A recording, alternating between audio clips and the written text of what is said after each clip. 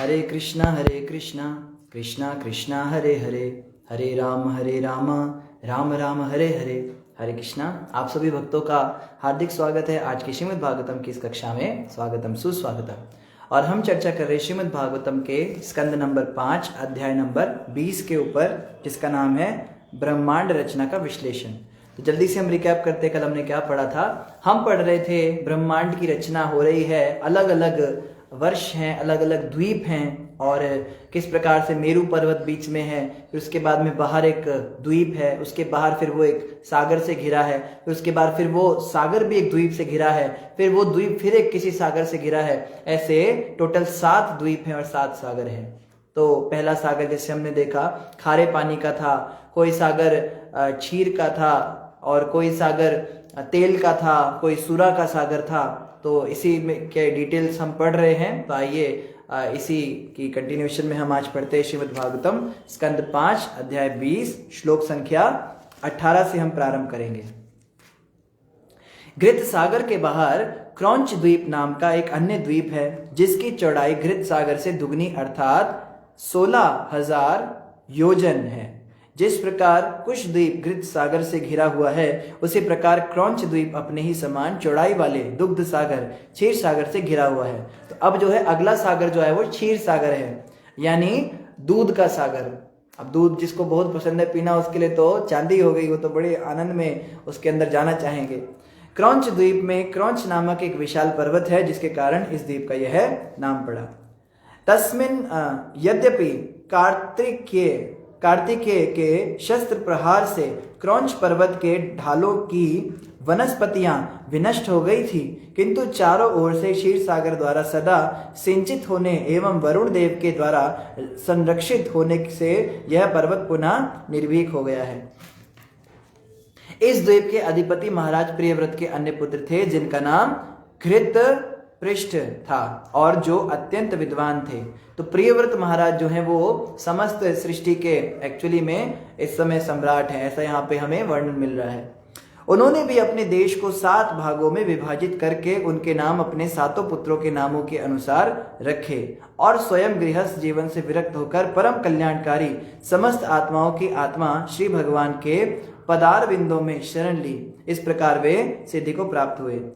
तो कल हमने इस विषय पे बहुत अधिक चर्चा की थी कि किस प्रकार से शुरुआत में भक्ति करने की इच्छा रखने वाले प्रियव्रत महाराज जो हैं वो भटक गए थे, लेकिन विवाह के बाद उन्होंने समय आने पर क्या किया, घर को त्यागा भी, घर गृहस्थी को त्यागने में वो सफल रहे। तो जो व्यक्ति शुरुआत में कुछ भक्ति कर लेता है बचपन में, या आप कह लीजिए कि हो सकता है 1-2 साल हमने कुछ जप आदि किया हो, माला वगैरह किया हो, बाद में हमारा कंटिन्यूएशन छूट जाए किसी कारणवश, कई बार कई कारण बन जाते हैं, भक्ति हमें थोड़ा सा छोड़नी पड़ जाती है, तो ऐसे में जो है हमारी हानि नहीं होती। भगवान कृष्ण गीता में कहते हैं, कौन्तेय प्रति जानी ही ना में भक्ता प्रणश्यति। हे कुंती पुत्र, तुम क्या करो, तुम ढिंडोरा पीटो और लोगों को बताओ कि मेरे भक्तों का कभी नाश नहीं होता, मेरे जो प्रिय भक्त हैं उनका वो कभी भक्ति से गिरते नहीं हैं। तो हो सकता है हमारी भक्ति के बीच में कुछ गैप आ जाए लंबा, लेकिन वास्तव में कभी भक्ति का नाश नहीं होता। जितनी भक्ति हम कर चुके हैं, लंबे गैप के बाद जब हम दोबारा स्टार्ट करेंगे तो हम वहीं से दोबारा शुरू करेंगे। तो प्रियव्रत महाराज ने क्या किया, जो बचपन में की हुई भक्ति थी उसको बाद में रिवाइव कर लिया, और घर गृहस्थी की आसक्ति को छोड़ने में वो सामर्थ्यवान हो पाए।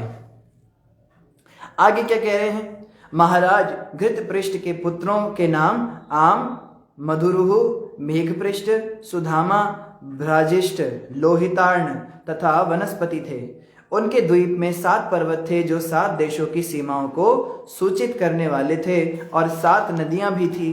पर्वतों के नाम हैं शुक्ल, धर्म, वर्धमान, भोजन, उपबर्हिण, नंद, नंदन तथा सर्वतोभद्र। नदियों के नाम अभया, अमृतौघा, आर्यका, तीर्थवती, रूपवती, पवित्रवती तथा शुक्ला है। तो ये नाम क्यों दिए आपको? इतने दुनिया भर की नदियों के नाम, दुनिया भर के पर्वतों के नाम आप पे याद तो रहने नहीं कुछ, तो ये याद करने के लिए नहीं है, ये हमें बताने के लिए है कि देखो हमारे शास्त्रों में कितना डिटेल दिया है। और भी शास्त्र हैं, जैसे एक शास्त्र है उसका हम क्या नाम लें, उसमें लिखा है कि आसमान जो है वो 4 खंभों पे खड़ा हुआ है, उसमें ऐसा बताया है। एक और दूसरा शास्त्र है विधर्मियों का, उसमें लिखा है कि धरती जो चपटी है, मतलब फ्लैट है अर्थ, वो गोल नहीं है। तो ऐसे शास्त्रों में हम उसके साथ अपना कंपैरिजन करते हैं सनातन धर्म का, कि सब धर्म समान है, सब में एक जैसी शिक्षा है। आप कैसे कह सकते हैं इस बात को? शास्त्र जो है हमारे सनातन धर्म के, उसमें इतना डिटेल दिया है, पर्वतों के नाम, नदियों के नाम, सिद्ध चारण लोगों के विषय में बताया है। और वहां पे हम देखते हैं धरती फ्लैट है, या एटलस ने जो है आसमान को पकड़ा हुआ है, ऐसी ऐसी बातें हम पढ़ते हैं। तो ये कहां से हम इसको समान बता देते हैं? बहुत हमें समझना है, सनातन धर्म जो है बड़ा विशेष है, और हम बड़े सौभाग्यशाली हैं कि हमारा जन्म सनातन धर्म में हुआ। और इससे भी अधिक हम सौभाग्यशाली हैं कि श्रीला प्रभुपाद की संस्था में हम जुड़ पाए, और प्रभुपाद की कृपा से ही हम ये श्रीमद् भागवतम पढ़ पा रहे हैं। नहीं तो कहाँ हमें पता था कोई भागवतम नाम का ग्रंथ भी है। हम तो साइंटिस्टों के तलवे चाटने वाले बन चुके थे। प्रभुपाद जी ने बड़ी विशेष कृपा की। आगे क्या बता रहे हैं? आगे बता रहे हैं क्रौंच द्वीप के निवासी 4 वर्णों में विभाजित हैं, पुरुष, ऋषभ, द्रविड़ तथा देवक। तो हर जगह पे जो 4 वर्ण हैं वो अलग अलग तरह के होते हैं। जैसे हमारे यहाँ पे ब्राह्मण, क्षत्रिय, वैश्य, शूद्र होते हैं, तो क्रौंच द्वीप में क्या है, वहां पे पुरुष, ऋषभ, द्रविड़ और देवक, ये 4 वर्ण चलते हैं।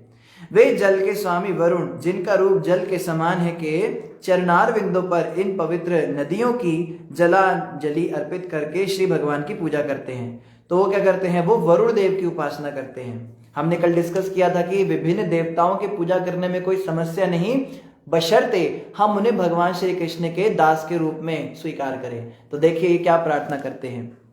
क्रौंच द्वीप के निवासी इस मंत्र के से उपासना करते हैं, हे नदियों के जल, आपको श्री भगवान की शक्ति प्राप्त है, अतः आप भूलोक, भुवरलोक तथा स्वर्गलोक को पवित्र करते हैं। अपने स्वाभाविक पद के कारण आप पापों को ग्रहण करते हैं, इसलिए हम आपको स्पर्श करते हैं। आप हमें पवित्र करते रहें। तो इस प्रकार से वो वरुण देवता को भी क्या कह रहे हैं कि आपको जो शक्ति प्राप्त है वो श्री भगवान से प्राप्त है, और भगवान श्री कृष्ण की जो शक्ति आपको प्राप्त है उसके कारण आप तीनों लोगों को पावन करते हैं। तो हम भी आपसे प्रार्थना करते हैं, आप हमें पावन कीजिए। इस प्रकार से प्रार्थना करनी चाहिए। हम किसी भी देवता के पास जाएं तो हम यही शैली अपनाएं प्रार्थना की। हम उनको बोले कि आप श्री भगवान की सेवा में आपने उनसे वरदान प्राप्त किए हैं, तो आप हमें कृपा कीजिए, तो उसमें कोई हानि नहीं होगी। आगे कह रहे क्षीर समुद्र से बाहर शाक द्वीप है, जिसकी चौड़ाई 32 लाख योजन है। जिस प्रकार क्रौंच द्वीप अपने ही क्षीर सागर से घिरा है, उसी प्रकार शाक द्वीप अपने ही समान चौड़ाई वाले मट्ठे के समुद्र से घिरा है। लो जी, मट्ठा भी आ गया। हाँ, मट्ठे को छाछ कहते हैं कई लोग। तो जिसको दूध पीने अच्छा नहीं लगता, जिसको मट्ठा बड़ा पसंद है, छाछ पसंद है, तो ये छाछ का समुद्र है।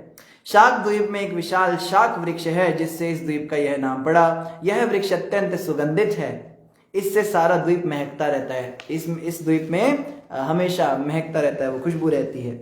इस द्वीप के स्वामी प्रियव्रत के ही पुत्र मेधातिथि थे। उन्होंने भी अपने द्वीप को 7 भागों में विभाजित करके उनका नाम अपने पुत्रों के नाम पर रखा और उन्हें उन द्वीपों का राजा बना दिया। उनके इन पुत्रों के नाम हैं पुरोजव, मनोजव, पवमान, धूम्रानीक, चित्ररेफ, बहुरूप तथा विश्वधार। इस द्वीप को विभाजित करके अपने पुत्रों को उनका राजा बनाकर मेधापति स्वयं विरक्त हो गए, और उन्होंने अपने मन को श्री भगवान के चरणारविंदों में लगाने के उद्देश्य से ध्यान योग्य एक तपोवन में प्रवेश किया। तो वो भी तप करने के लिए चले गए। एक चीज बड़ी कॉमन हम देख रहे हैं सब जगह पे, क्या हो रहा है, सारे ही राजा अपनी अपनी ड्यूटीज पूरी करके और तप करने के लिए वन में जा रहे हैं। तो हमें ये समझना है कि हमारी जो भी जिम्मेदारियां हैं उसको हम एक बहाना ना बना के बैठ जाएं कि हम भक्ति नहीं कर सकते क्योंकि हमारी ये जिम्मेदारी है, ये रिस्पॉन्सिबिलिटी है। रिस्पॉन्सिबिलिटीज इन राजाओं से बढ़कर तो नहीं होगी ना। आप ये तो नहीं कह सकते कि ये जो राजा हैं इनसे ज्यादा हम बिजी हैं, हमारे सिरों पे बड़ी जिम्मेदारियां हैं। ये राजा लोग क्या करते थे, हम जो काम करते वो ज्यादा मुश्किल है। राजा लोग इतने बड़े बड़े राज्यों के, और आप देखो कितना बड़ा बड़ा राज्य है इनका, इसमें भी रहकर भगवान की पूजन भक्ति कर रहे हैं, और वो बहाना नहीं मार रहे हैं कि हमारे पास टाइम नहीं। और हम लोग जो हैं बहाना देते हैं कि हमारी जॉब है, हमारे को काम है। हम इनसे शिक्षा लें। आगे क्या हुआ, इन द्वीपों में भी 7 मर्यादा पर्वत तथा 7 ही नदियां हैं। पर्वतों के नाम ईशान, उरुश्रृंग, बलभद्र, शतकेशर, सहस्त्र स्त्रोत, देवपाल तथा महानस है। तथा नदियां अनघा, आयुर्दा, उभय स्पृष्टि, अपराजिता, पंचपदी, सहस्त्र स्तुति तथा निजदिति है। ये सब जो है नदियों के नाम हैं। उन द्वीपों के वासी भी ऋतव्रत, सत्यव्रत, दानव्रत तथा अनुव्रत इन 4 वर्णों में विभक्त है। तो यहाँ पे ये 4 वर्ण चलते हैं जो ब्राह्मण, क्षत्रिय, वैश्य तथा शूद्र के समान हैं। तो नाम अलग है लेकिन काम इनके भी वही हैं जो ब्राह्मण, वैश्य, क्षत्रिय और शूद्रों के होते हैं। वे प्राणायाम तथा योग साधते हैं और समाधि द्वारा वायु रूप में परमेश्वर भगवान की उपासना करते हैं। तो ये लोग वायु देव की उपासना करते। कैसे? शाकद्वीप के निवासी वायु रूप में श्री भगवान की उपासना निम्नलिखित शब्दों से करते हैं। हे परम पुरुष, देह के भीतर परमात्मा रूप में स्थित आप विभिन्न वायुओं तथा प्राण की विभिन्न क्रियाओं का संचालन करने वाले तथा समस्त जीवात्माओं का पालन करने वाले हैं। हे ईश्वर, हे परमात्मा, हे विराट जगत के नियामक, आप सभी प्रकार के संकटों से हमारी रक्षा करें। तो यहाँ पे भी वो ऐसी कुछ आप में से भक्त सोच रहे होंगे पता नहीं क्या पढ़ रहे हैं, मतलब कुछ लोग नए जुड़े हैं, वो लोग सोच रहे थे हम भागवत के अंदर पढ़ेंगे, कृष्ण की लीलाएं होंगी उसमें कुछ, ये क्या पर्वतों के नाम और ये क्या आ गया। तो ये चैप्टर थोड़ा सा डिफिकल्ट है। बीच बीच में कुछ चैप्टर्स क्रिएशन वाले आते हैं, हर चैप्टर ऐसा नहीं होता। पीछे हमने भरत महाराज का भी प्रसंग पढ़ा था, लेकिन कथाएं जो हैं वो अभी थोड़ा कम हो गई। इस चैप्टर में केवल हमें एक डेटा दिया जा रहा है, स्टैटिस्टिक्स दिए जा रहे हैं। तो सब तरह के चैप्टर्स आते हैं श्रीमद् भागवत में, कुछ फिलोसफिकल आते हैं, कुछ स्टैटिस्टिक्स वाले आते हैं, कुछ लीलाओं वाले भी आएंगे आगे। तो आप धैर्य बना के रखिए। ये ब्रह्मांड की रचना जो है थोड़ी सी रह गई, इसको कंप्लीट करने के बाद हम अगला चैप्टर लेंगे जिसका नाम है सूर्य की गतियों का वर्णन। अच्छा, आगे भी फिर गणना है उसकी, सूर्य की गति के बारे में बताएंगे, फिर ग्रहों की कक्षाएं, इसमें बड़ा इंटरेस्ट आएगा। ग्रह कैसे चलते हैं, हमें जो पढ़ाया गया है कि सोलर सिस्टम में 9 प्लैनेट्स होते हैं और वो सूर्य के चक्कर लगाते हैं, बट ये रियल मॉडल नहीं है। जो एक्चुअल में यूनिवर्स का मॉडल है वो व्यक्ति बता सकता है जिसने यूनिवर्स बनाई है। साइंटिस्ट लोग तो केवल अनुमान लगा सकते हैं ना, ऐसा ऐसा दिख रहा है तो ऐसा होगा, पर आपकी नजर कितनी अच्छी है। अगर आज लाइट चली जाए रात को तो आपको अंधेरे में अपनी उंगली दिखाई ना दे, और आप कहते हो कि हम ब्रह्मांड के विषय में जान गए सब कुछ कैसे क्या हो रहा है, तो देखने की सोचने की क्षमता बड़ी कम। लेकिन भगवान ने, जिन्होंने सृष्टि बनाई है, उन्होंने बताया कि ग्रहों की कक्षा कैसे होती है, कैसे चलते हैं, कौन सा ग्रह कैसे जाता है, कैसे ग्रहण लगते हैं, बहुत इंटरेस्टिंग है। तो आप सभी जो है धैर्य बनाकर रखिए। ये जो पंचम स्कंद है ये भी बड़ी जल्दी पूर्ण होने वाला है। फिर हम छठे स्कंद पे आएंगे और इसमें नरक का वर्णन भी आने वाला है, नरक लोकों का वर्णन आएगा। वो मेरा फेवरेट चैप्टर है। फेवरेट इसलिए है कि उसको पढ़ के कुछ भक्ति भजन करने की इच्छा जागृत हो जाती है। ऐसे तो हम बड़े लापरवाह हो जाते हैं, नरक वर्क के बारे में हम सुनते हैं तो थोड़ा सा हमारे को जागृति होती है। तो आगे क्या कह रहे हैं, दधी के समुद्र से बाहर पुष्कर नाम का एक अन्य द्वीप है जो इस समुद्र से दुगनी चौड़ाई वाला अर्थात 64 योजन है। यह द्वीप अपने ही समान चौड़ाई वाले मधुर जल के सागर से घिरा हुआ है। पुष्कर द्वीप में अग्नि की ज्वालाओं के समान देदीप्यमान 10 करोड़ स्वर्णिम पंखुड़ियों वाला विशाल कमल का पुष्प है। 10 करोड़ सोने की पंखुड़ियों वाला एक कमल पुष्प है। आपको लग रहा होगा ये कोई परी कथा सुना रहे हैं, किसी जगह पे परियों के जहान में ऐसा होता था, बट ये सत्य घटना है। ये एक्चुअल में बहुत दूर की बात है। अभी तो हम मार्स पर ही नहीं पहुंचे, मंगल ग्रह पे ही लोग कह रहे हैं, चंद्रमा पे पानी नहीं, उसी के पीछे पागल है। यहाँ पे तो वर्ष से ही बाहर निकल गए, एक मतलब यूनिवर्स से ही बाहर निकल गए, इस वाले से मिल्की वे गैलेक्सी से ही बाहर निकल गए, जो सर्वशक्तिमान तथा इसी कारण कभी कभी भगवान कहलाने वाले ब्रह्मा का आसन माना जाता है। उस द्वीप के बीचों बीच भीतरी तथा बाहरी ओर की सीमा बनाने वाला मानसोत्तर नाम का एक पर्वत है। यह 10,000 योजन ऊंचा और इतना ही चौड़ा है। इसके ऊपर चारों दिशाओं में इंद्रादि लोकपालों की पुरियां हैं। सूर्य देव अपने रथ में आरूढ़ होकर इस पर्वत के ऊपर संवत्सर नामक परिधि में, जो मेरु पर्वत का चक्कर लगाती है, यात्रा करते हैं। तो सूर्य जो है यहाँ पे रहते हैं, हम पढ़ते हैं कि जितने भी स्टार्स हैं ये सब सूर्य होते हैं और हर स्टार के अपने प्लैनेट्स होते हैं। हमने साइंस में ये पढ़ा है, जैसे सूर्य भी एक स्टार है, ऐसे और भी दूसरे स्टार है वो भी सब सूर्य हैं। बट ऐसा नहीं, नक्षत्र जो है वो सब क्या है, ये चंद्रमा के समान है, ये सूर्य के समान नहीं है। सूर्य केवल एक है पूरे ब्रह्मांड में और वो सूर्य यहाँ पे रहते हैं। और सूर्य क्या करते हैं, अपने रथ पर आरूढ़ होकर इस पर्वत के ऊपर संवत्सर नामक परिधि में चक्कर लगाते हैं। तो सूर्य देव गोल गोल घूम रहे हैं। एक्चुअली में सूर्य देव घूम रहे हैं, पृथ्वी एक जगह पर स्थिर है। तो ये सूर्य देव जो है इस द्वीप पर चक्कर लगाते हैं, जो मेरू पर्वत का चक्कर लगा रहे। तो सूर्यदेव एक्चुअली मेरू पर्वत का चक्कर लगा रहे हैं, पृथ्वी का चक्कर नहीं लगा रहे हैं। मेरू पर्वत का चक्कर सूर्यदेव लगा रहे हैं और पृथ्वी जो है वो मेरू पर्वत के बीच में रखी हुई है। इसलिए प्रतीत होता है कि पृथ्वी का चक्कर लगाया जा रहा है, मगर वास्तव में सूर्य मेरू पर्वत का चक्कर लगाते हैं। उत्तर दिशा में सूर्य का पथ उत्तरायण और दक्षिण दिशा में दक्षिणायन कहलाता है। देवताओं के लिए एक दिशा में दिन होता है तो दूसरी में रात्रि। तो यहाँ पे बताया जा रहा है कि 24 घंटे में सूर्यदेव एक कक्षा कंप्लीट कर लेते हैं अपनी, बहुत तेज स्पीड है सूर्यदेव की। और यहाँ बताया जा रहा है कि 6 महीने दक्षिणायन चलता है, 6 महीने उत्तरायण चलता है। ये उत्तरायण दक्षिणायन क्या होता है, जब उत्तर की दिशा में सूर्य जाते हैं तो उत्तर की दिशा में क्या होता है, गर्मी का मौसम आ जाता है पृथ्वी पर। और जब दक्षिणायन लगता है तो दक्षिण दिशा में गर्मी का मौसम आता है, उत्तर में सर्दी हो जाती है। ऐसे होता है। हमें क्या पढ़ाया गया, पृथ्वी जो है टेढ़ी है और वो टेढ़ी होकर जब रिवॉल्यूशन करती है, सूर्य की चक्कर लगाती है, तो जो वो नॉर्दर्न हेमिस्फीयर के पास सूर्य आता है, तो ये बिल्कुल गलत मॉडल है। ये उत्तरायण दक्षिणायन की वजह से मौसम बदलते हैं। ये पृथ्वी टिल्ट नहीं है, पृथ्वी बिल्कुल सीधी है। आगे कह रहे इस द्वीप का अधिपति महाराज प्रियव्रत का पुत्र वितिहोत्र था, जिसके रमणक तथा धातकी नामक 2 पुत्र हुए। उसने इन दोनों पुत्रों को इस द्वीप के दोनों छोर दे दिए और स्वयं अपने अग्रज मेधातिथि के समान श्री भगवान की सेवा में तत्पर रहने लगे। इस द्वीप के वासी अपनी भौतिक कामनाओं की पूर्ति के लिए ब्रह्मा के रूप में श्री भगवान की आराधना करते हैं। वे इस प्रकार उनकी स्तुति करते हैं। तो ब्रह्मा जी को प्रार्थना कर रहे, क्या, भगवान ब्रह्मा कर्ममय कहलाते हैं क्योंकि अनुष्ठानों को करके कोई भी उनका पद प्राप्त कर सकता है और उन्हीं से वैदिक अनुष्ठान स्तुतियां प्रकट होती हैं। वे अविचल भाव से श्री भगवान की भक्ति करते हैं। देखो ब्रह्मा जी के लिए कह रहे हैं, ब्रह्मा जी क्या करते हैं, अविचल भाव से श्री भगवान की भक्ति करते हैं। ब्रह्मा जी से हमें सीखना है कि कैसे अविचल भाव, अविचल मतलब विचलित नहीं होते। ब्रह्मा जी कभी भी विचलित नहीं होते। हम तो आए दिन विचलित होते रहते हैं। अभी घर में किसी की मौत हो जाए तो हमारे तो महीने भर की माला खत्म, हमारी नौकरी चली गई तो भगवान में ध्यान लगना खत्म, सब काम छोड़ दो। आप मार्केट में गए, आपका 50 रुपए का नोट खो गया, अरे 4-5 घंटे तक तो कहाँ था, कहाँ गए थे, वहां तो नहीं छोड़ा, वहां तो नहीं, उधर क्यों लेकर ही क्यों गए थे, गिर कैसे गया, क्या ध्यान नहीं रखा। वो 50 रुपए के नोट को सोचने के चक्कर में जो अमूल्य श्वास है उसको हम बर्बाद कर देते, हरि नाम नहीं जपते। इतनी हमारी विचलित बुद्धि है।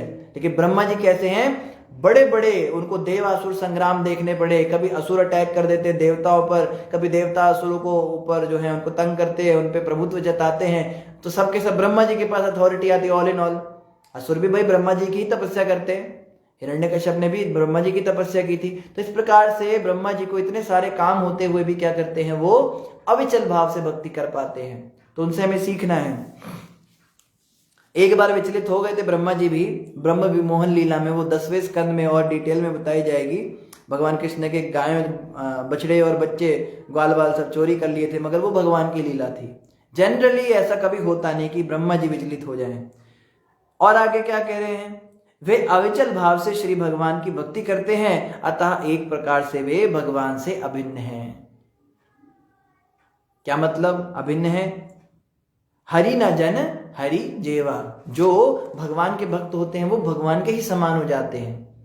जैसे कोई व्यक्ति रेगुलर रेडियो स्टेशन सुन रहा है, वो रेडियो स्टेशन के साथ में इतना कांटेक्ट में है कि उसको पता है अब इतने बजे ये प्रोग्राम आएगा, इतने बजे ये प्रोग्राम आएगा। तो रेडियो स्टेशन का कोई व्यक्ति प्रोग्राम अनाउंस करे या ये आदमी जो सुनता है ये अनाउंस करे, एक बराबर है, क्योंकि इसको सब कुछ पता है, ये रेगुलर उसके कांटेक्ट में है। इसी प्रकार से जो भगवान की भक्ति के साथ 24 घंटे उनके कांटेक्ट में रहता है, तो भगवान के मनोभीष्ट को जान जाता है। अब भगवान कौन सा अवतार लेंगे, अब क्या करने वाले, अब क्या सोच रहे होंगे, ब्रह्मा जी को सब पता चल जाता है। इसलिए कहा गया कि ब्रह्मा जी जो है भगवान श्री कृष्ण से अभिन्न है।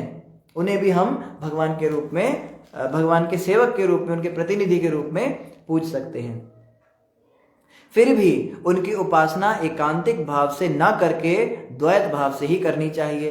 देखो ये भी क्लियर कह दिया, है तो भगवान के साथ अभिन्न, लेकिन ये कभी मत सोचना कि चाहे ब्रह्मा ब्रह्म जप हो चाहे कृष्ण कृष्ण जप हो एक बात है, नहीं। एकांतिक भाव से भक्ति नहीं करनी, द्वैत भाव। द्वैत क्या कहते हैं? दो, द्वैत भाव। ब्रह्मा अलग है, कृष्ण अलग है। कृष्ण जो है परम भगवान है और ब्रह्मा जी उनके भक्त हैं। ये सोच के हमें ब्रह्मा जी की उपासना करनी है। कभी भी हमें ये नहीं सोचना कि ब्रह्मा जी ही कृष्ण बन गए, ऐसा नहीं होता। मनुष्य को चाहिए कि अपने को दास मानते हुए पर ब्रह्म को ही परम आराध्य माने। अतः हम भगवान ब्रह्मा को साक्षात वेद ज्ञान के रूप में नमस्कार करते हैं। तो स्तुति कर रहे हैं ब्रह्मा जी की, लेकिन क्या कह रहे हैं कि ब्रह्मा जी बहुत महान है, भगवान के मनोविष्ट को जानते हैं, लेकिन परम भगवान तो श्री कृष्ण ही है। और मनुष्य को चाहिए भक्ति करे तो कृष्ण की करे, बाकी सम्मान सबका है। ब्रह्मा जी आपकी भी जय जयकार है, आपको वेदों का ज्ञान है। तो स्तुति इस तरह से की जाती है, जैसे मान लो आपके गुरु के सामने आपको किसी गुरु भाई की स्तुति करनी हो, या आपके माता पिता के सामने आपको अपने भाई बहन की स्तुति करनी हो, तो वो स्तुति इस तरह से होगी कि उस स्तुति में मर्यादा क्या होगी कि जो बड़ा व्यक्ति सामने बैठा है उसका भी नाम आएगा, और आना भी चाहिए। जैसे आपका भाई बैठा है, आप कहोगे भाई तुमने मेरी बड़ी मदद की, तुम बहुत अच्छे हो, मम्मी ने तुम्हें बहुत अच्छे संस्कार दिए हैं, तो क्रेडिट जो है माँ को दे दिया। इसी प्रकार से ब्रह्मा जी की तो स्तुति कर रहे हैं, लेकिन भगवान को नहीं भूले कि ब्रह्मा जी आप वेदों का ज्ञान तो बहुत अच्छा देते हो, निश्चित ही भगवान कृष्ण की आप पर बड़ी कृपा है। इस प्रकार से स्तुति करनी चाहिए। सब सीखना है। भागवत से हमें क्या सीखना है? बात करना सीखना है, बोलना सीखना है, किस प्रकार से शब्दों का प्रयोग होता है, ये सब हमें श्रीमद् भागवत से सीखना है। आगे कह रहे हैं ऋषिरुवाच, इसके पश्चात मृदुल जल वाले सागर के आगे तथा इसको पूरी तरह घेरने वाला लोकालोक नामक पर्वत है, जो देशों को सूर्य से प्रकाशित तथा अप्रकाशित इन दो भागों में विभाजित कर देता है। मृदुल जल के सागर से आगे सुमेरु पर्वत के मध्य से लेकर मानसोत्तर पर्वत की सीमा तक जितना अंतर है उतनी भूमि है। इस भूभाग में अनेक प्राणी रहते हैं। उसके आगे लोकालोक पर्वत तक फैली हुई दूसरी भूमि है जो स्वर्णमय है। स्वर्णमय सतह के कारण यह दर्पण की तरह सूर्य प्रकाश से को परावर्तित कर देती है, अतः इसमें घिरी हुई वस्तु पुनः नहीं दिखाई पड़ती। फलतः सभी प्राणियों ने इस स्वर्णमयी भूमि का परित्याग कर दिया है। आगे कह रहे जीवात्माओं से युक्त तथा बिना प्राणियों वाले देशों के मध्य में एक विशाल पर्वत है जो इन दोनों को पृथक करता है, अतः लोकालोक नाम से विख्यात है। तो हम ज्यादा डिटेल में अब नहीं जाएंगे, हम बस पढ़ते जाएंगे कैसे कैसे कहां पे क्या क्या है। ध्यान से सुनिए। लेकिन परीक्षित महाराज का ऐसा भाव नहीं था। हम तो बड़े बोर हो गए इसको पढ़ के, कितना लंबा चैप्टर है, कब तक ये चलेगा, कौन सा पर्वत है, कहां पे है। लेकिन परीक्षित महाराज को बड़ा आनंद आ रहा है। और देखो मजे की बात क्या है, परीक्षित महाराज की मृत्यु होने वाली है 4-5 दिन के बाद, 3-4 दिन के बाद मृत्यु होने वाली है।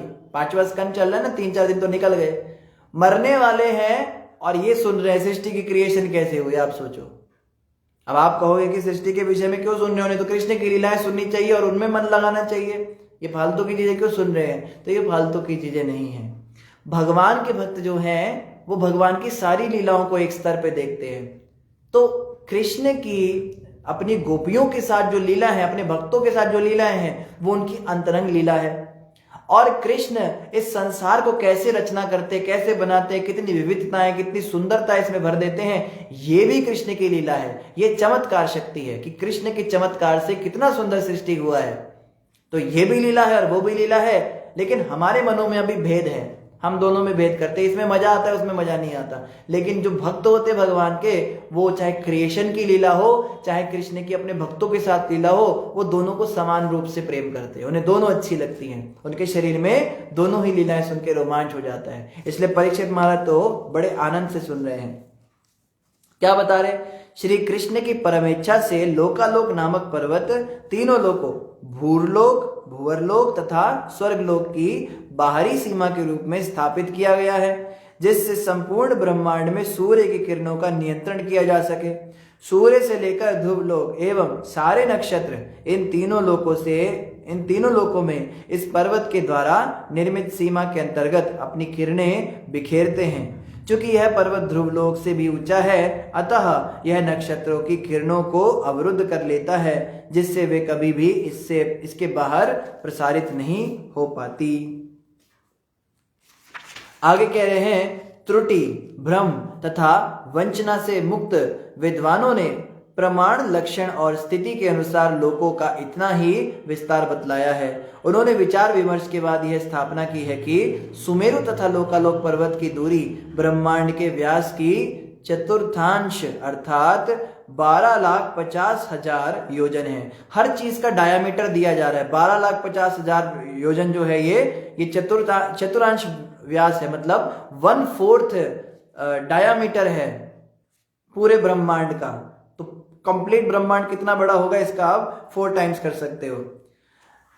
जो लोग एस्ट्रोलॉजी में या साइंटिफिक थ्योरीज में या इन चीजों में विश्वास करते हैं, बहुत ज्यादा इनमें इंटरेस्ट रखते हैं, उनको वो इस पे और डिटेल में जा सकते हैं। आगे कह रहे हैं, लोकालोक पर्वत के ऊपर संपूर्ण ब्रह्मांड के परम गुरु भगवान ब्रह्मा के द्वारा स्थापित गजों में श्रेष्ठ 4 गजपति हैं। इन गजों के नाम है ऋषभ, पुष्कर, चूर्ण, वामन तथा अपराजित। ये ब्रह्मांड के लोकों को धारण करते हैं। पूर्ण पुरुषोत्तम भगवान समस्त दिव्य ऐश्वर्य तथा चिदाकाश के स्वामी हैं। वे परम पुरुष हैं अर्थात भगवान हैं। वे प्रत्येक प्राणी के परमात्मा हैं। स्वर्ग लोक के राजा इंद्र के अधीन देवतागण इस भौतिक जगत के कार्यों का निरीक्षण करते हैं। विभिन्न लोकों के प्राणियों के लाभ हेतु तथा उन हाथियों तथा देवताओं की शक्ति को बढ़ाने के लिए भगवान स्वयं उस पर्वत की चोटी पर प्रकृति के गुणों से अदूषित दिव्य शरीर धारण करके प्रकट होते हैं। देखो, जहां कहीं भी आप देखोगे ना कि कोई भी काम हो रहा है बड़ा, वहां कृष्ण जरूर होंगे। जैसे पहले हमने देखा था मंदराचल पर्वत आया था समुद्र मंथन के लिए। समुद्र मंथन करना था, असुर एक तरफ हो गए, देवता एक तरफ हो गए। वासुकी नाग को उन्होंने रस्सी बना दिया। समुद्र को मंथन करने के लिए मथानी किसको लिया जाए? आपको छोटा एक पतीले का दूध तो है नहीं, इतना बड़ा समुद्र है, इसको कैसे मंथन किया जाए? तो पूरा का पूरा जो मंदराचल पर्वत लेकर आ गए। और पर्वत को जैसे पानी की सतह पे रखा हो, तो पर्वत था, उसकी डेंसिटी पानी से ज्यादा थी, डूब गया नीचे। अब देवता लोग, असुर लोग लगे हुए हैं, हाथ लगा रहे, उसको उठा रहे, किसी से उठता नहीं है। 2-4 तो उसके नीचे जाके मर गए। तब क्या हुआ?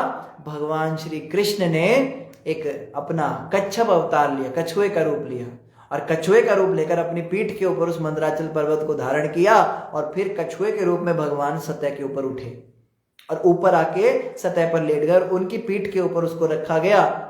अब क्या हुआ? खींच रहे हैं मगर मंथन हो नहीं रहा। अभी मंदराचल पर्वत को हिलाना इनके बस की है क्या? इतने देवता असुर सब लगे पर उनसे हिल नहीं रहा है, उनसे घूम नहीं रहा है। तो कृष्ण भगवान ने एक और रूप लिया और उस पर्वत के ऊपर जाके बैठ गए और वहां से उसको ऐसे ऐसे करके घुमाने लगे। तब जाके तो समुद्र मंथन हुआ। और देखो भगवान का क्या स्वभाव है, जितने भी रत्न आए या कुछ भी सामान आया, किसी पे भगवान ने क्लेम नहीं किया कि मेरे को भी दो, मैंने भी मदद की है। मदद क्या की है? भगवान ही तो ऊपर से ऐसे घुमा रहे हैं, नीचे से खुद ही कच्छप बने हुए हैं। आइडिया भी भगवान ने दिया, मेहनत भी भगवान कर रहे हैं, और अंत में धनवंतरी बनके भी भगवान ही प्रकट होंगे अमृत कलश लेकर, और बाद में उसको बांटने के लिए फिर मोहिनी अवतार लेंगे।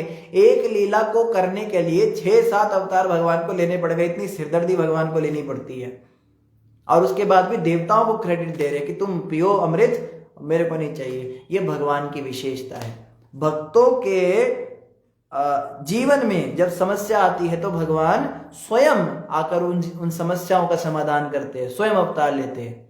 प्रहलाद जी के लिए भगवान आए, ध्रुव जी के लिए भगवान आए, मीरा जी के लिए भगवान आए, तुकाराम जी के लिए आए, नामदेव जी के लिए आए। जितने बड़े बड़े भक्त हुए हैं, इन सब के लिए भगवान स्वयं आ जाते हैं सृष्टि पर। एक बार अकबर ने बीरबल को कहा कि तुम्हारे जो हिंदुओं के खुदा हैं बीरबल, इसको कोई काम नहीं है क्या? इसको कुछ दिन भर बस क्या करते हैं, बार बार पृथ्वी पर आते रहते हैं, कभी ये बन के आता है, कभी वो बन के आता है, इसको कुछ काम नहीं है क्या? तो बीरबल कहते जापना, जवाब जो है मैं आपको समय आने पर दूंगा। तो कहते हैं कि अकबर ने कहा नहीं, मैं समझ गया तुम्हारी बात, बड़े दयालु हैं, बड़े हम भी मानते हैं वो दयालु हैं, कृपालु हैं, वो भी अल रहमान है, अल रहीम है, हम भी मानते हैं, लेकिन किसी को भेज भी तो सकते हैं। उनके पास क्या लोगों की कमी हो गई, सेवकों की कमी हो गई, किसी को भेज दे और अपने भक्त का कष्ट मिटा दे। खुद खाने की क्या जरूरत है? मतलब अगर इतने बड़े वो शहनशाह हिंद हैं, इतने बड़े शहनशाह ब्रह्मांड है, पूरे स्वामी हैं, तो वो एक छोटे से तुच्छ से भक्त के लिए नीचे क्यों आ जाते हैं? तो बीरबल ने कहा समय आने पे बताऊंगा। बीरबल ने क्या किया, नौकरानी को बोला कि तुम जो है जैसे मैं कहूंगा वैसे करना। एक मोम का पुतला बनवाया और सेम टू सेम अकबर का छोटा सा नवजात शिशु था उसके जैसा उसका स्वरूप बनाया और उसको कपड़े में लपेट के नौकरानी के हाथ में दे दिया। अब क्या हुआ, अकबर की सभा लगी, अकबर सिंहासन पे बैठा है, इधर भी मंत्री उधर भी मंत्री, बीच में फव्वारा लगा हुआ था उसके सिंहासन के नीचे सीढ़ियां थी खूब सारी, सीढ़ियों को उतर के एक फव्वारा चल रहा था। तो वहां पे वो नौकरानी आई और उसने उसके मोम के पुतले को फेंक दिया उस पानी में। अकबर ने ना आओ देखा ना ताओ देखा, उठा और भाग के उसके अंदर गया और वहां से बच्चे को निकाला और देखा है तो मोम का पुतला है। तो कहते किसके गुस्ताखी हुई ऐसा करने की? तो बीरबल ने प्रश्न किया, जहां पे ना इतने सारे मंत्री बैठे थे, आप स्वयं क्यों उठकर आ गए? आप इनमें से किसी को बोल देते मेरा बच्चा डूब रहा है उसको बचाओ। तो अकबर ने कहा मैं सोच नहीं पाया, मैं तो बच्चे को देखते ही सबसे पहले मेरे दिमाग में ख्याल है इसको बचाओ। मैं तो सोच ही नहीं पाया कोई है नहीं है क्या है, क्योंकि मैं प्रेम करता हूं इससे। तो अकबर ने बीरबल ने कहा बस यही बात है, जिससे हम प्रेम करते हैं फिर हम सोच नहीं पाते कि इसको भेजे उसको भेजे, हम तो उसको जो है बचाने जाते हैं। और भगवान जो है वो तो सबसे अधिक हमसे प्रेम करते हैं। तो कृष्ण जो है वो क्या करते हैं, प्रबल प्रेम के पाले पड़कर प्रभु को नियम बदलते देखा। भगवान नियम बदल देते सृष्टि का, ये तो बड़ी छोटी बात है अपने ऊपर से नीचे उतरना। भगवान जो है जैसे अपने भक्त को कष्ट में देखते तो वो सोच नहीं पाते इसको भेजू या उसको भेजू, वो स्वयं ही आ जाते हैं। तो ये जो है भगवान इतने दयालु हैं, इतने कृपालु हैं। ऐसे जो है भगवान को छोड़ के हम उनकी ठगनी माया के चक्कर में पड़े हैं, संसार में पड़े हैं। इतना प्यार कोई करता है भला? किसी को बताइए, आप में से अगर किसी को लगता हो तो बताओ कौन कोई कितना प्यार कर सकता है? अरे इतना प्यार कोई नहीं कर सकता हमें जितना भगवान करते हैं। माँ जो होती है अपने नवजात शिशु से कितना प्रेम करती है, देखा है आपने कभी? जिन्होंने बचपन का तो याद होता नहीं, जिन्होंने माओ को देखा है या जो खुद माएँ बनी है उनको पता है बच्चे से कितना प्यार होता है। हर दो दो घड़ी में उसका स्मरण होता है, उसका मुख देखने का मन करता है, उसका चेहरा देख देख के उसको चूमती है, कितनी खुश होती है। माँ का जो प्यार नवजात बच्चे से है उसको करोड़ों गुना, करोड़ों भी नहीं अरबों गुना मल्टीप्लाई कर दो, उतना प्रेम कृष्ण हमसे करते हैं। अब आप सोच सकते हो कृष्ण कितना ज्यादा प्यार करते हैं, हम अंदाजा नहीं लगा सकते। हमें लगता है ले हम तो इतने दुख में कष्ट में, कृष्ण तो हमें रक्षा नहीं कर रहे, कृष्ण तो हमारा ध्यान नहीं दे रहे। कोई कहता है क्या किया तेरे कृष्ण ने, तू फेल हो गई क्लास में, कृष्ण ने तेरे को बचाया? मतलब कैसी फालतू की बातें करते। क्लास में फेल होने के लिए क्या इतना सस्ता हो गया क्या भगवान कृष्ण? ये सब करने लगेंगे क्या? वो उन्हें और कुछ काम नहीं है? कौन कौन फेल हो रहा है उनके पास लिस्ट आएगी है। वो कौन सी लिस्ट होती है? ड्रॉप लिस्ट होती है। ये बच्चे फेल हो गए, वो जाके देखा अच्छा ये मेरे माला करते, इनको यही करते रहेंगे क्या? कोई कहता है तुमने बड़ी भक्ति करी भगवान की, तो भगवान ने क्या किया तुम्हारे साथ? देखो तुम्हारा एक घर तक नहीं बन पा रहा है, तुम्हारी नौकरी तक नहीं लग पा रही है, तुम्हारे घर में इतना कष्ट हो गया। एक भगवान के मुसलमान भक्त हुए, उनका नाम था काले खां। काले खां थे तो मुस्लिम, लेकिन ये करौली में रहते थे और मदन मोहन जी के बड़े भक्त थे। तो मदन मोहन जी के दर्शन करते थे। मंदिर में तो जा नहीं पाते थे, अंदर जाना इनको अलाउड नहीं था, लेकिन बाहर से बैठ के मदन मोहन जी के दर्शन सीढ़ियों पर बैठ के करते थे। तो जब उनके दर्शन करना तो इनको एक विशेष आकर्षण होता भगवान से, और उस आकर्षण के कारण क्या हुआ, ये भक्त बन गए। तब ये कथाएं सुनने लगे भगवान की, और इतनी इनकी ऊंची भक्ति हो गई। थे मुसलमान धर्म नहीं छोड़ा, लेकिन छोड़ भी नहीं सकते थे, इनको मार देते वो लोग, लेकिन भगवान मदन मोहन की भक्ति करते थे। तो काले खां के साथ क्या हुआ, एक दिन इनके बच्चे को सांप ने काट लिया, छोटा सा बच्चा था। तो पत्नी को पता लगा सांप ने काट लिया, पत्नी रोने लगी, चीत्कार करने लगी, हाय हाय मेरा बच्चा सांप ने खा लिया। तो वो लेकर आ गई, सारे लोग इकट्ठे हो गए इनके घर के बाहर। अब ये कैसे थे, इनका बच्चा इनके सामने मरा पड़ा है, लेकिन इनको आंसू ही नहीं आ रहे। ये कहते क्या हो गया, आत्मा ही तो थी, आत्मा चली गई यहाँ से, इधर से चली गई, कहीं और जन्म ले लिया, इसमें इतना क्या रोना पीटना है। इतने ऊंचे स्तर के महात्मा थे। तो काले खां को लोगों ने क्या किया, टोंट मारा कि तुमने इतनी कृष्ण भक्ति करी, तुमने खुदा की भक्ति छोड़ी, तुम गैर मजहबी हो गए, तुम काफिर हो गए, इसलिए खुदा ने तुम्हारे बच्चे को तुमसे वापस ले लिया। वास्तव में कृष्ण नाम का कोई व्यक्ति है ही नहीं, तुमने गुस्ताखी करी इसलिए तुम्हें ये दंड मिला है। और अगर तुम्हारे ये मदन मोहन इसमें इतनी शक्ति है तो तुम्हारे बच्चे को जिंदा करके दिखा दे।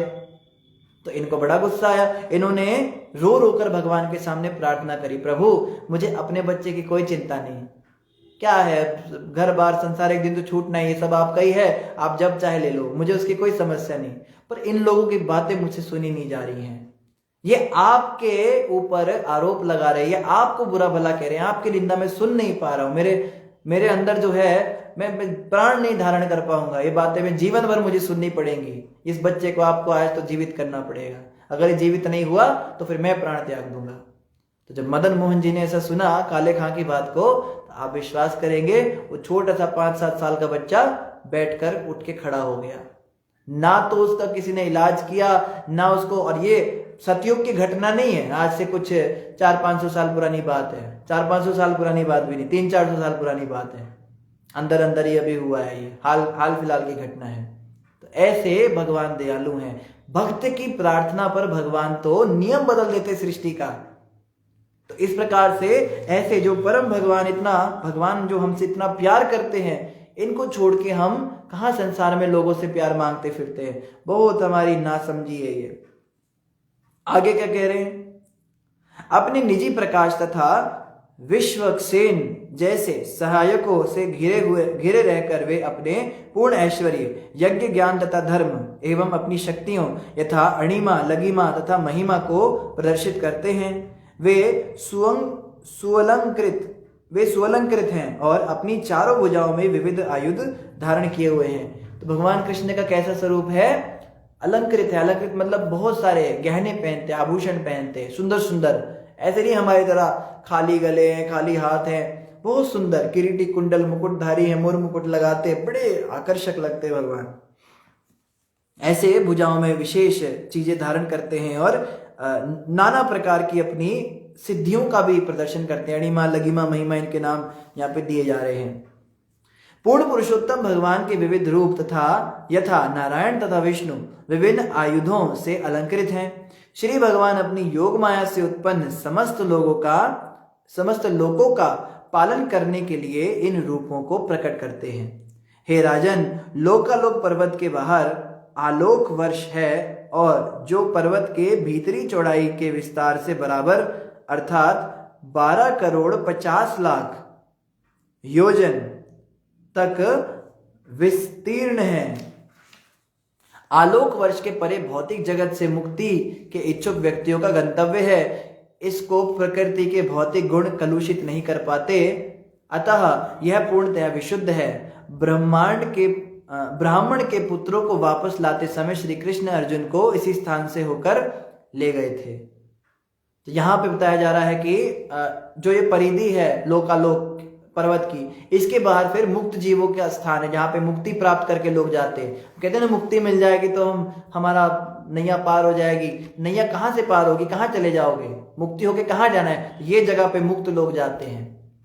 मरने के बाद हम कहते हैं मरने के बाद सब एक जगह जाते हैं, एक दिन सबको मरना है, सबको मरना है, लेकिन मरने के बाद सबको एक जगह नहीं जाना है। जैसे कई लोग आपको कहेंगे क्या फर्क पड़ता है जी, आप तो भगवानों में भी भेदभाव करते हो। अरे चाहे राम का नाम लो, चाहे कृष्ण का नाम लो, चाहे काली का नाम लो, चाहे दुर्गा का नाम लो, एक ही जगह जाना है मरने के बाद सबको। आप चाहे जीसस का नाम लो, चाहे आप अल्लाह का नाम लो, चाहे आप वाहेगुरु जी का नाम लो, चाहे आप किसी का भी नाम लो, सब एक ही जगह जाएंगे। तो ये गलत थ्योरी है, सब एक जगह नहीं जाएंगे। क्यों? मान लो कोई व्यक्ति स्टेशन में गया और स्टेशन में जाके कहते हैं भाई कहाँ जाना है, सब ट्रेनें एक ही जगह जाएंगी, किसी भी ट्रेन में बैठ जाते हैं, सब एक ही बात है। तो मूर्ख कहेंगे ना ऐसे व्यक्ति को, हर ट्रेन एक स्टेशन पे थोड़ी ना जाती है, सब अलग अलग जगह जाती हैं। तो जो जिस देवता की पूजा करता है या जो जिस मजहब के अनुसार चलता है वो अलग अलग गंतव्यों में जाता है। और इनके विषय में भी, विधर्मियों के विषय में भी शास्त्रों के अंदर वर्णन आएगा कि ये जैसे ब्रह्म के उपासक जो कहते हैं निराकार, गॉड इज लाइट, लाइट की उपासना करते हैं, जो भगवान को निराकार समझते हैं, वो निराकार ब्रह्म ज्योति में लीन होते हैं, वो कृष्ण के लोक में नहीं जाते। और जो देवी देवताओं के उपासक होते हैं वो तो उसके भी नीचे होते हैं, वो स्वर्ग लोक तक जा पाते हैं, स्वर्ग के बाहर वो जा नहीं सकते। और स्वर्ग में जाने की समस्या क्या है? क्षीणे पुण्य मर्त्य लोकम विशंति। जब पुण्य क्षीण हो जाएंगे तो वापस आपको मृत्यु लोक पर आना पड़ेगा। तो ये बात बिल्कुल गलत है कि किसी भी धर्म में मानो, किसी भी भगवान की पूजा करो, सब एक ही जगह जाएंगे, ऐसा नहीं है। ये अलग अलग गंतव्य स्थान है। तो जो मुक्ति के इच्छुक होते हैं, जो निराकार ब्रह्म ज्योति में लीन होना चाहते हैं, वो लोग यहाँ पे आते हैं। ये जगह, ये एड्रेस मिल गया उन लोगों का। सूर्य इस ब्रह्मांड के मध्य में भूरलोक तथा भूवरलोक के मध्यवर्ती भाग में स्थित है। इसे अंतरिक्ष कहते हैं। सूर्य तथा ब्रह्मांड की परिधि के बीच की दूरी 25 कोटि योजन यानी 3 अरब मील है। तो यहां पर ऐसा बताया जा रहा है 25 कोटि योजन है। आगे कह रहे हैं सूर्यदेव वैराज अर्थात समस्त जीवात्माओं के लिए संपूर्ण भौतिक शरीर भी कहलाते हैं। देखो, हम जितने भी हैं ना, सूर्य देव पे आश्रित हैं, सूर्य ही प्रधान है। इस शरीर को खाना चाहिए। खाना कहाँ से आता है? आप चाहे वेज खाते हो चाहे नॉन वेज खाते हो, आप जो नॉन वेज भी खाते हो वो भी वेज खाता है, उसको भी जीने के लिए ले देकर हम पेड़ पौधों पे जिंदा हैं। सब फल सब्जियां हमें चाहिए। पेड़ पौधे सूर्य से अपना खाना बनाते हैं। सूर्य ना हो तो उनको भोजन नहीं बना सकते, वो उनका भोजन ही ना बने। तो सूर्य के कारण ही हम प्राण धारण कर रहे हैं, सूर्य के कारण ही हम जीवित हैं। अभी 6-7 दिन सूर्य ना निकले तो हम तो ठंड में मर जाएंगे। पीछे नहीं निकला हम तो पागल हो गए थे। सूर्य में शिकायत करने में आनंद आता है। सूर्य के द्वारा ही हम देख पाते हैं। लाइट जो है सूर्य के कारण होती, नहीं तो आंखों से हमें कुछ दिखाई ना दे। अगर रात का अंधेरा रहे, आपको हम लाइटें बना देंगे, ये लाइटें फाइटें जितनी बनाते हो ये भी सूर्य से ही प्रकाश लेती हैं। कहीं ना कहीं आप जो है सूर्य की रोशनी का ही, अगर आप ध्यान से पढ़ेंगे विद्युत शक्ति कैसे बनती है, तो ये वहीं से शक्ति लेती है। तो सूर्य पर ही हम पूरी तरह से आश्रित हैं। तो ये सूर्य देव क्या है? ये हमारे आश्रयदाता है। ब्रह्मांड की सृष्टि के समय ब्रह्मांड के अंडे के भीतर प्रवेश करने के कारण वे क्या हुए? वे मारतंड भी कहलाते हैं। उनको मारतंड भी कहते हैं सूर्यदेव को। हिरण्यगर्भ ब्रह्मा के भौतिक शरीर प्राप्त करने के कारण वे हिरण्यगर्भ भी कहलाते हैं। उनको हिरण्यगर्भ भी कहा जाता है। हे राजन, सूर्यदेव तथा सूर्यलोक ब्रह्मांड की समस्त दिशाओं को विभाजित करते हैं। सूर्य की उपस्थिति के ही कारण हम समझ पाते हैं कि आकाश, स्वर्गलोक, यह संसार तथा पाताल लोक क्या है। तो कह रहे सूर्य ही वास्तव में विभाजित करते हैं, सूर्य ही लाइन खींचते हैं। ये स्वर्ग है, ये नरक है, ये पृथ्वी है, ये चारण लोक है, सिद्धों का लोक है। सूर्य ही मेन एलिमेंट है। पूरे ब्रह्मांड को सूर्य विभाजित करते हैं। सूर्य के ही कारण हम जान पाते हैं कि भोग या मोक्ष के स्थान कौन कौन से हैं और कौन से नरक तथा अतल आदि लोक हैं। ये सब सूर्य की वजह से पता लगता है। सूर्यलोक से सूर्यदेव द्वारा प्रदान की जा रही ऊष्मा तथा प्रकाश पर ही समस्त जीवात्माएं, जिनमें देवता, मनुष्य, पशु, पक्षी, कीट, रेंगने वाले जीव, लताएं तथा वृक्ष सम्मिलित हैं, निर्भर हैं। सूर्य की ही उपस्थिति में सभी प्राणी देख सकते हैं, इसलिए वह दृग ईश्वर अर्थात दृष्टि के ईश्वर कहलाते हैं। सूर्यदेव को दृष्टि का ईश्वर कहते हैं। ये आंखें जिसपे हम इतना गुमान करते हैं, मैंने अपनी आंखों से देखा। भाई अपनी आंखों से ही सब देखते, दूसरे के पड़ोसी की आंखों से तो कोई देखता नहीं। मैंने अपनी आंखों से देखा। तो देख पा रहे हो, ये सूर्य की वजह से है। जिन्होंने आंखों का स्ट्रक्चर पढ़ा है साइंस में, कॉर्निया कैसे काम करता है, लेंस कैसे काम करता है, वो जानते हैं कि हमें जो भी वस्तु दिखती है वो पता है कैसे दिखती है। अच्छा, ये संसार हमें कैसे दिखता है? थोड़ा फिजिक्स पे आ जाते हैं फिर से। सूर्य से प्रकाश पड़ता है। जैसे मान लो ये मेरा हाथ है, ठीक है, इस पे सूर्य का प्रकाश पड़ेगा या लाइट पड़ेगी, फिर वो लाइट रिफ्लेक्ट होकर मेरी आंखों पर आएगी, और मेरी आंखों पर जब लाइट आएगी तो वो मेरी आईबॉल से होकर अंदर फोकस करके रेटिना के ऊपर एक पिक्चर बनाएगी, तब मुझे हाथ दिखाई देगा। और जितनी वेवलेंथ ये छोड़ेगी मुझे उस हिसाब से रंग दिखाई देंगे। रंग क्या होते हैं? बेसिकली अलग अलग जो सूर्य की किरणें होती हैं वो अलग अलग वेवलेंथ पे टकरा के वापस मेरी आंख पे आ रही है। तो सीधे मेरी आंख को कुछ दिखता नहीं है, पहले सूर्य से जो है लाइट उस वस्तु पे गिरती है, फिर टकरा के मेरी आंखों पर आती है, तब मुझे वो उसकी फोटो दिखती है कि क्या दुनिया है। तो अगर सूर्य बंद हो जाए तो मेरे को कुछ दिखना ही बंद हो जाएगा। तो एक्चुअली में दृष्टि के जो वास्तविक ईश्वर है वो सूर्य है। हम देख पा रहे हैं तो सूर्य की वजह से देख पा रहे हैं, तो इसलिए सूर्य देव को हमें ये क्रेडिट तो देना ही पड़ेगा।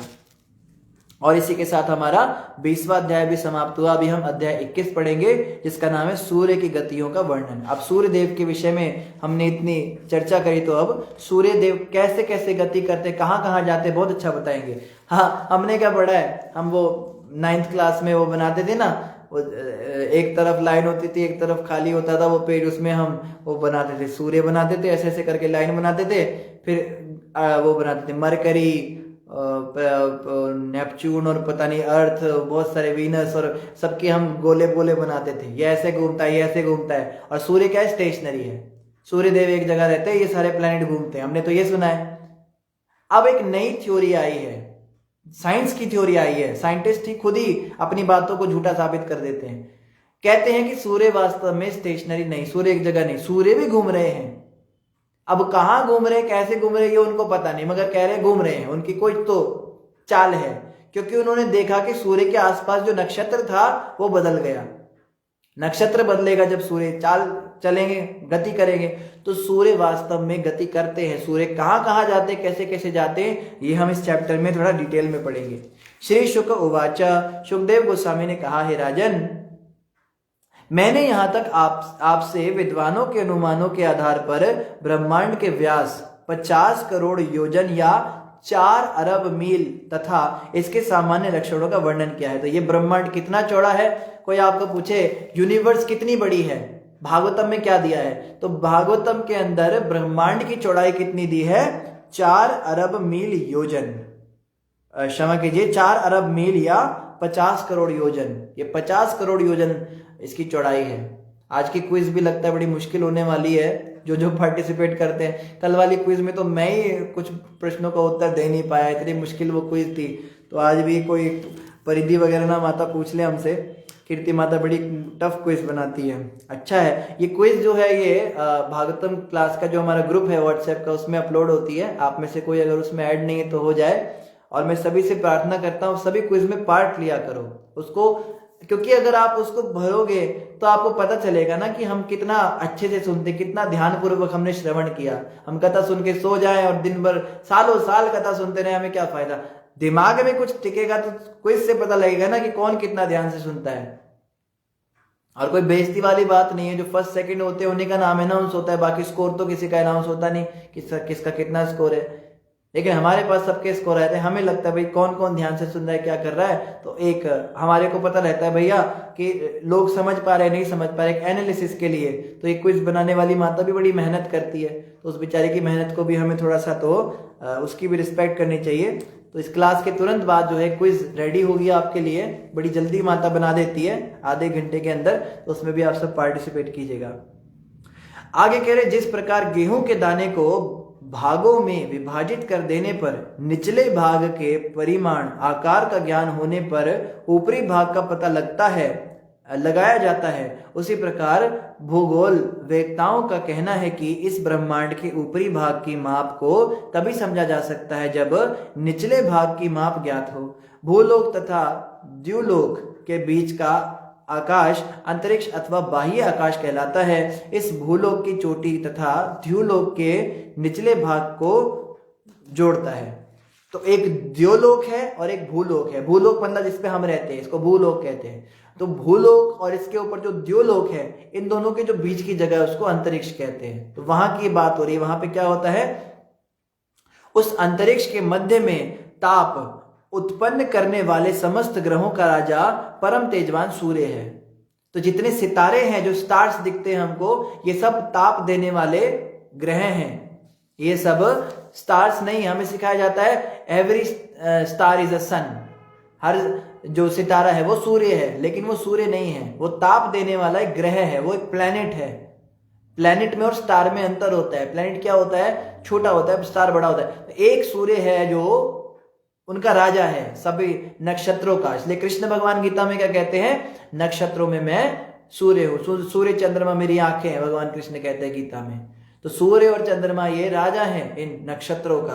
तो सारे जो नक्षत्र हैं ये ताप देते हैं उस अंतरिक्ष में।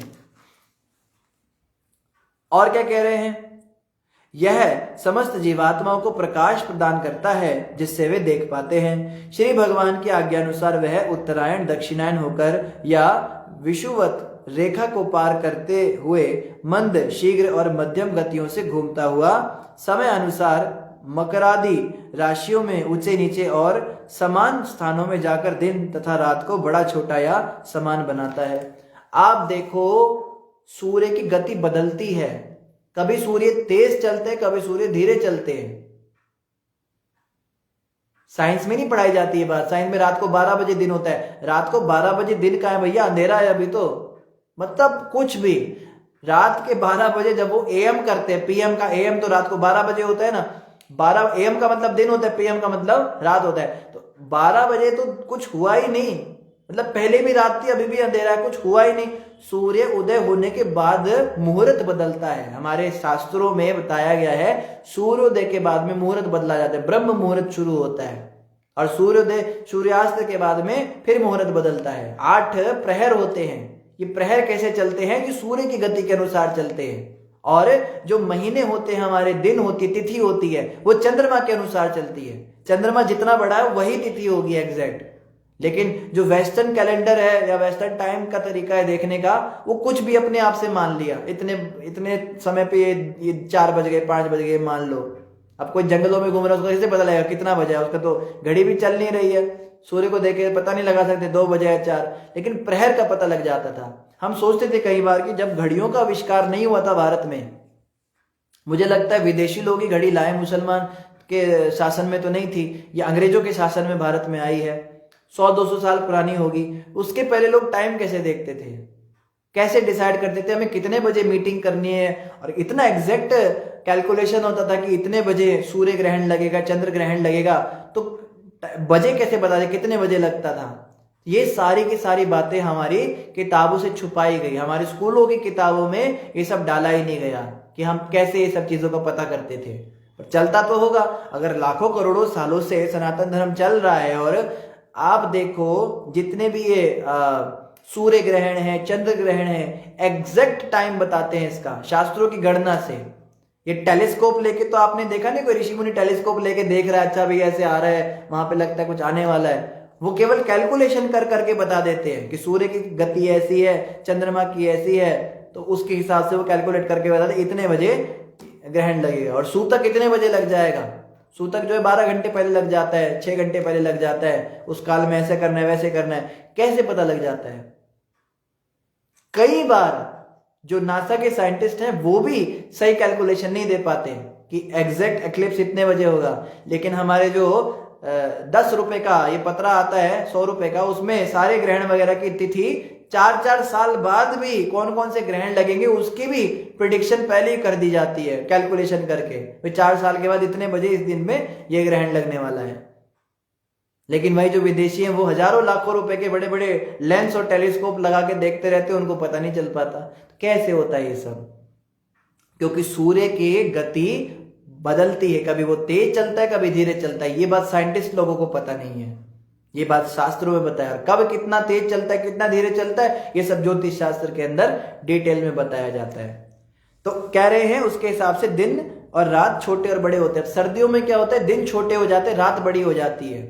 आप कभी ध्यान से देखो, गर्मियों में शाम को 7 बजे तक भी, 7 साढ़े 7 बजे तक भी दिन रहता है, और सर्दियों में 5 बजे के बाद ही जो है अंधेरा होना शुरू हो जाता है।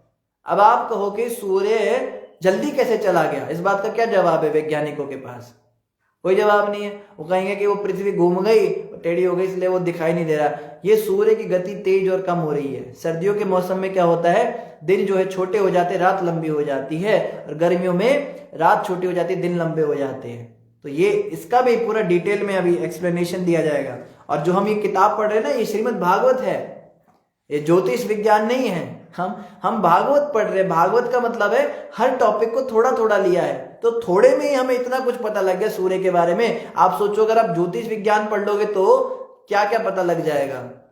लेकिन ये किताबें हमारे स्कूलों कॉलेजों में पढ़ाई नहीं जाती। हमारे स्कूलों में डार्विन का सिद्धांत सिखाया जाता है कि इंसान बंदरों से आया है, ये हमारे यहाँ सिखाया जाता है। गधा था, गधा जो है वो पेड़ के पत्ते खाता था, पत्ते जो है खत्म हो गए, नीचे नीचे के ऊपर ऊपर रह गए पत्ते, तो गधे को भूख लगी, तो गधा ऐसे गर्दन ऐसे ऊंची ऊंची करके वो पत्ते तोड़ने लगा। तो कई जनरेशन के बाद क्या हुआ, वो जिराफ बन गया, उसकी गर्दन लंबी हो गई। मतलब कुछ भी कहानियां बनाते हैं। तो ये हम पढ़ते हैं स्कूलों के अंदर, और ये जो वास्तविक जो विज्ञान है, जो शास्त्र है, ये हमें पढ़ाए नहीं जाते।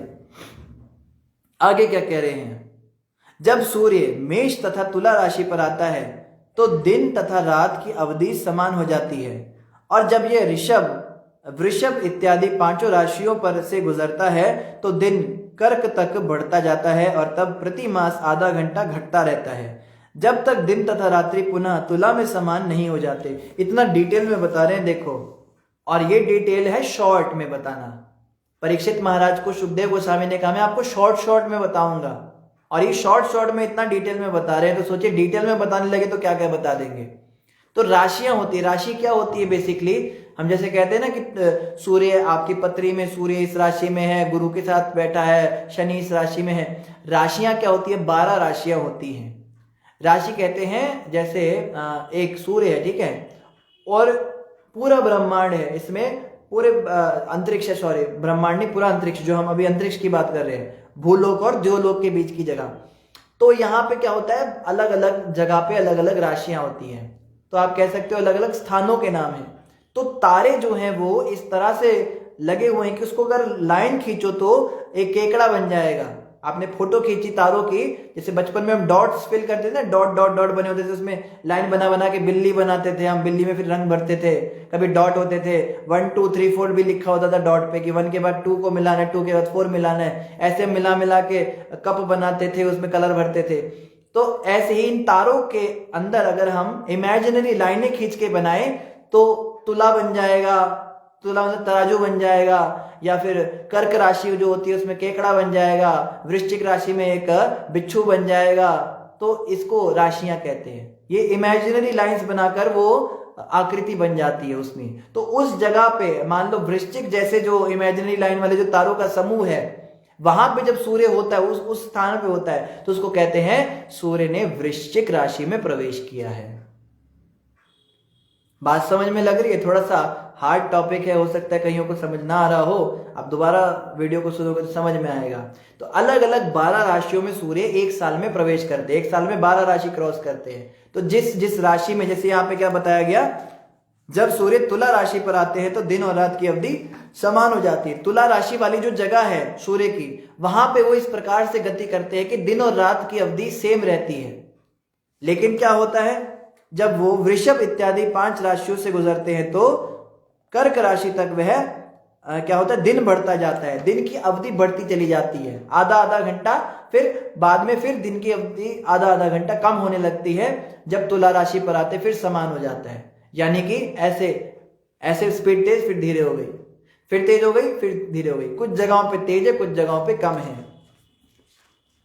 मुझे अंदाजा है आपको थोड़ा थोड़ा तो समझ में आ रहा होगा। हमें ज्यादा इतना डिटेल में जाना भी नहीं, हम भागवत पढ़ रहे हैं, हमें बस ये समझना, देखो कृष्ण कैसी विचित्र, मतलब कैसी लीलाएं करते हैं, कैसा कैसा उन्होंने संसार बनाया है। ये सब श्लोक पढ़ने के बाद हमें कृष्ण को अप्रिशिएट करना चाहिए कि जिसने सुंदर, जिसकी रचना इतनी सुंदर, वो कितना सुंदर होगा। इतनी कॉम्प्लेक्स रचना जिसकी है, वो कितना कॉम्प्लिकेटेड माइंड होगा, उनका दिमाग कितना सुपर कंप्यूटर होगा। और साइंटिस्ट कहते हैं भगवान नाम की कोई चीज नहीं है, सब कुछ ऑटोमेटिक बन गया। अरे ऑटोमेटिक, इतना सिस्टमेटिक कौन बनाएगा? सब कुछ भी ऑटोमेटिक नहीं, कुछ बाय चांस नहीं, सब कुछ जो है भगवान के निर्देशन में हो रहा है।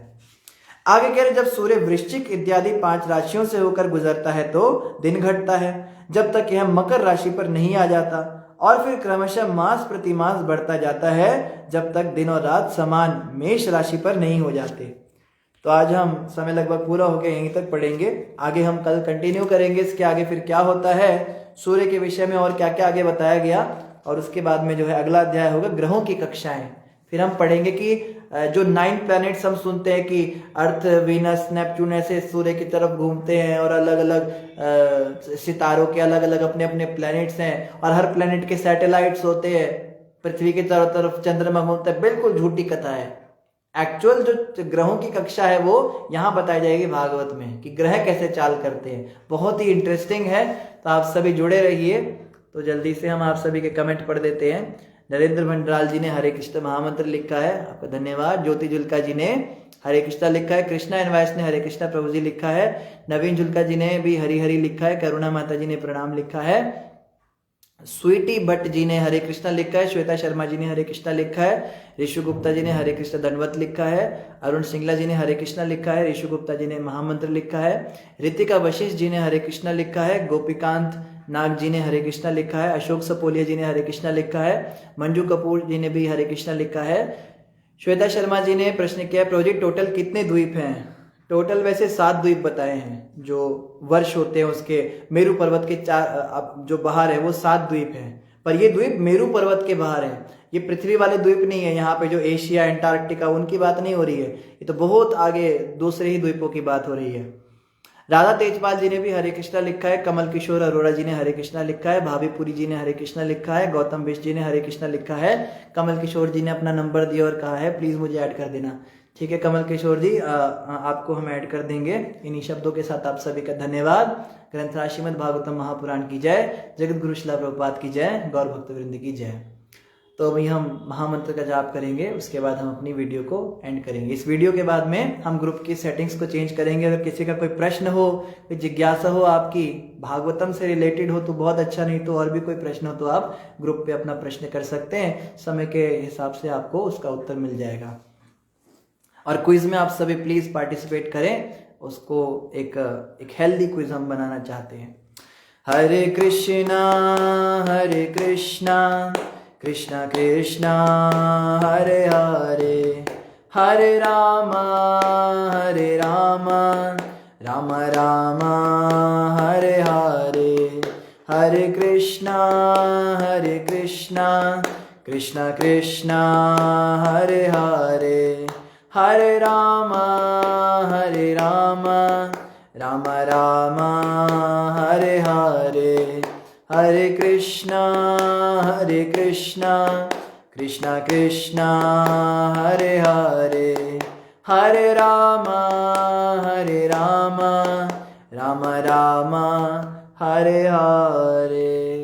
सभी का बहुत बहुत धन्यवाद। कमल किशोर जी ने आगे बोला है रचना और आंचल माता की तरफ से भी हरे कृष्णा। तो आप सभी जिन्होंने भी हरे कृष्णा कहा है, आप सभी को हमारी ओर से भी हरे कृष्णा। सभी का धन्यवाद।